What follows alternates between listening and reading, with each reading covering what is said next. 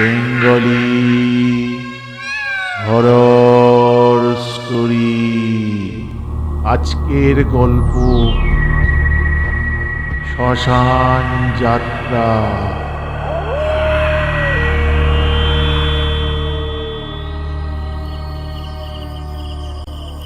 নগেনদার বহু পুরানো চায়ের দোকান। দোকানের সামনে এসে দেখলাম হ্যারিকেন লণ্ঠনের আলো জ্বলছে, উনুনে জল ফুটছে। দোকানের সামনে বেঞ্চের উপর একটা বুড়ো মতো লোক চাদর মুড়ি দিয়ে বসে আছে। যতীন হাঁক পেড়ে বলল, নগেনদা, আমাদের দুটো চা, বেশ কড়া করে বানিও কিন্তু। এই দিচ্ছি বাবু, আপনারা কত দূর থেকে এলেন, বসেন বসেন। সুবীর আর যতীন বেঞ্চের উপরে মুখোমুখি বসল। একটু পরে সুবীর বলল, ঘরের কাছেই তো এত চায়ের দোকান ছিল, এত দূর আসতে হলো এক কাপ চায়ের জন্য? আরে নগেনদার চায়ে জাদু আছে। কেন, তো রাস্তায় ভয় করছিল?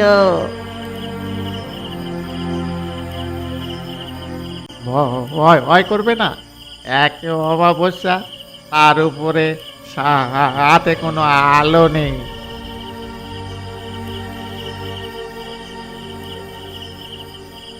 আরে অন্ধকারেই তো সুবিধা, তুইও ভূতকে দেখতে পাবি না, আর ভূতও তোকে দেখতে পাবে না। তুই থাম, ফের রাতের বেলা ওই সব নাম নিচ্ছিস? রাম রাম রাম রাম রাম রাম রাম রাম রাম রাম রাম রাম রাম রাম। দূর, কিচ্ছু হবে না, তুই শুধু শুধু ভয় পাচ্ছিস। এবার পাশে বসে থাকা লোকটা চায়ে একটা চুমুক দিয়ে যতীনের দিকে তাকিয়ে বলল, ভয় পাওয়ারই কথা। এই বুড়ো অবশ্যের রাতে এনারা সব বাইরে আসেন।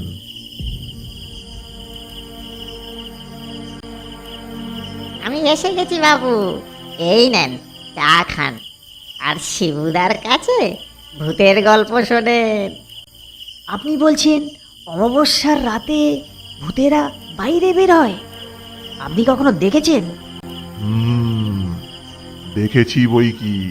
লোকটা চোখ বড় বড় করে বলল, এই দেখেন না, সেই কথা স্মরণ করে আমার হাতের লোম খাড়া হয়ে উঠেছে। চায়ে একটা চুমুক দিয়ে যতীন বলল, হ্যাঁ, কোথায় দেখেছেন? শালবনির জঙ্গলে। ওখানে রায়বাড়ির শ্মশান আছে, চারিদিকে জঙ্গল ঘেরা একটা পুরো মন্দির, আর মন্দির লাগোয়া সেই ভয়ঙ্কর শ্মশান। লোকের মুখে শুনেছি রায়বাড়ির কর্তারা একবার কয়েকটা ডাকাতকে উড়িয়ে মেরেছিল।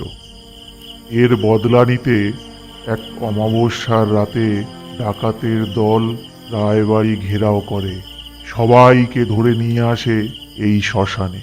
তারপর তাদের জ্যান্ত কবর দিয়েছিল।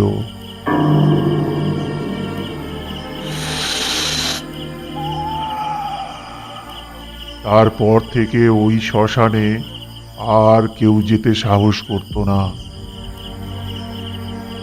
যারা এর আশেপাশে একাধবার গেছে, প্রত্যেকে কিছু না কিছু দেখেছে। অনেকক্ষণ শোনার পর এবার যতীন বলল, জঙ্গলের মধ্যে আলো ছায়াতে চোখের ভুলও তো হতে পারে। না, আমি নিজেই দেখেছি, মাটি ফুঁড়ে সব ভয়ঙ্কর কঙ্কাল বেরিয়ে আসছে। ঠিক আছে, আমি একবার দেখতে চাই, আমিও যাব এই শ্মশানে। তুই থামবি? উনি তো বলছেন ওখানে কি সব আছে, তারপরেও যেতে হবে? হ্যাঁ, আমিও যাব। আর ওই শ্মশানের মাটিতে একটা খোঁটা পুঁতে আসবো, দেখি ভূতেরা কি করে। থাক না বাবু, এসবের আর কি দরকার? শিবুদা তো বলছেন ওই জায়গাটা ভালো নয়। দেখো, এখন তোমার কম বয়স, এই সময় ভূতে বিশ্বাস করতে ইচ্ছে করে না, কিন্তু বিশ্বাস না করা আর বিপজ্জনক জায়গায় রাতে ভিতে যাওয়া এক কথা নয়। কিছু একটা হয়ে গেলে আশেপাশে কোনো লোককে পাবে না। আমি চলি গো নগেন ভাই, অনেক রাত হয়ে গেল।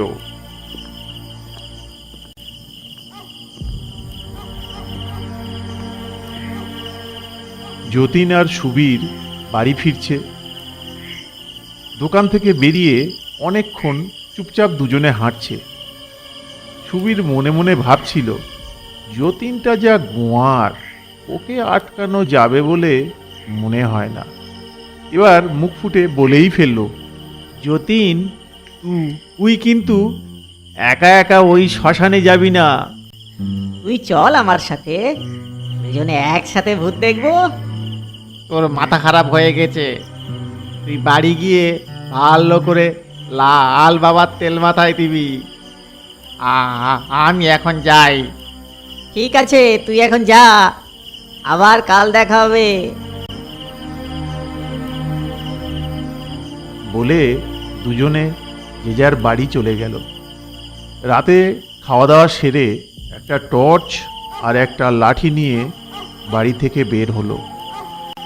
জঙ্গলের পথ ধরে হাঁটতে হাঁটতে যতীন যখন শ্মশানের কাছে এসে দাঁড়ালো, তখন নিঝুম রাত।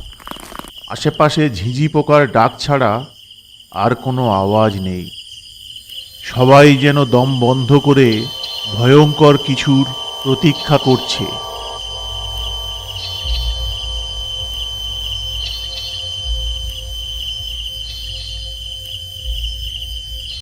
যতীন শ্মশানের ভিতরে পা রাখতেই তার শির দাঁড়া দিয়ে একটা ঠান্ডা রক্তের স্রোত বয়ে গেল। সামনে ভাঙা মন্দিরের বারান্দায় কে যেন বসে আছে।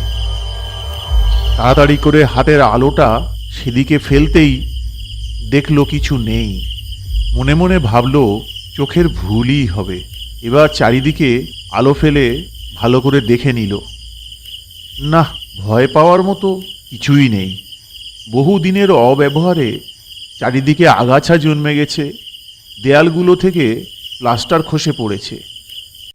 তবে শ্মশান যাত্রীদের বসার জায়গাটা একটু ভালো আছে।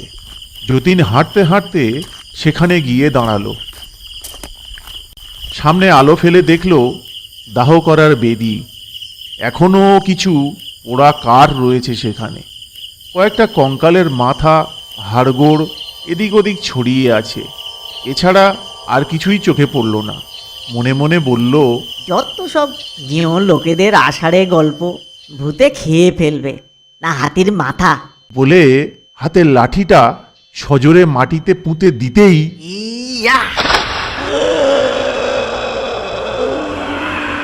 যতীন চমকে উঠল।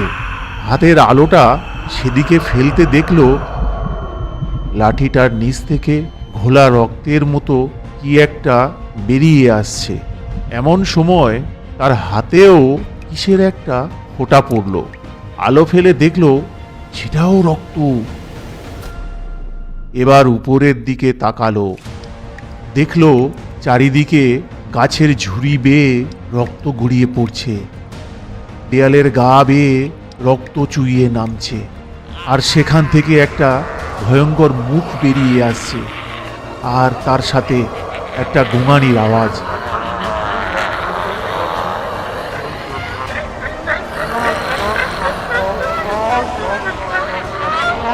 চারিদিকে কঙ্কালের মাথাগুলো খিলখিল করে হাসছে। সে পালানোর চেষ্টা করছে, পালাতে পারছে না। তার পা যেন কিসে আটকে গেছে, আর দেয়াল থেকে বেরিয়ে সেই ভয়ঙ্কর মুখটা তাকে গিলে খেতে আসছে। সে এইসব আর চোখ মেলে দেখতে পারল না, জ্ঞান হারিয়ে মেঝেতে পড়ে গেল।